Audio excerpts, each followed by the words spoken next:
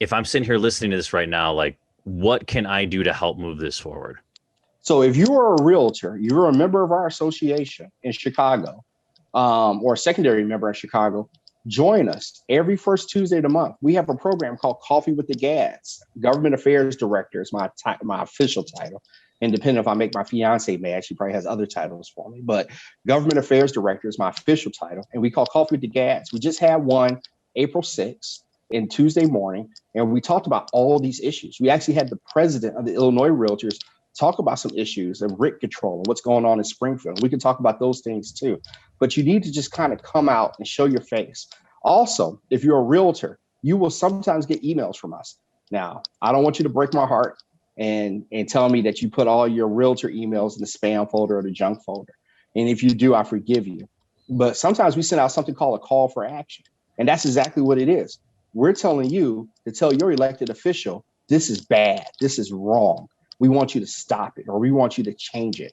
You respond to those calls for actions. As I tell people, everything you learned in life, you probably learned by third grade. It just became a bigger principle. But your mom told you to strengthen numbers by the time you're in third grade. When an elected member of the General Assembly sees that he has 500 emails from all realtors or realtor advocates saying, don't vote for this, he or she takes that in consideration. Why? Because that's 500 people he or she may piss off that might vote against him in the next election, or 500 people that may not be willing to donate to the campaign.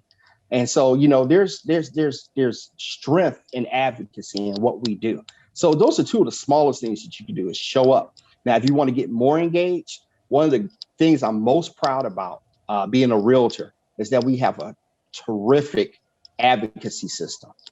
At the national level, I'm gonna give you two a pop quiz. I know you're asking me questions, but I'm gonna ask you a question.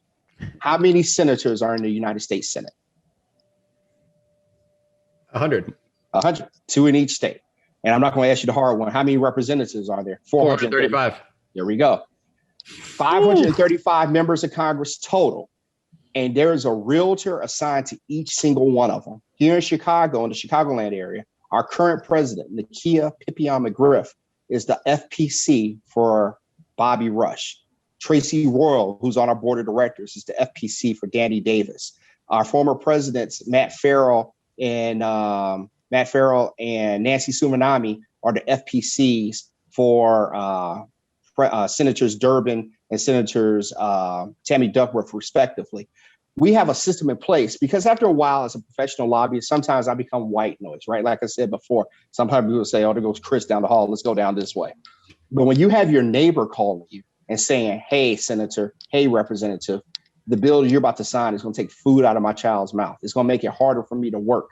People actually listen to that because these are your constituents. These are your voters. These are your neighbors. And I think the realtors have a really robust system. So from just merely coming to meetings, reading the newsletter, responding to calls for action, or maybe going to the adult step of being an FPC at the federal level and being the representative for members of Congress. And at the state level, we have a similar program called SLC, the State Legislative Contact, where we have a realtor from Illinois assigned to each member of the Illinois House and the Illinois Senate.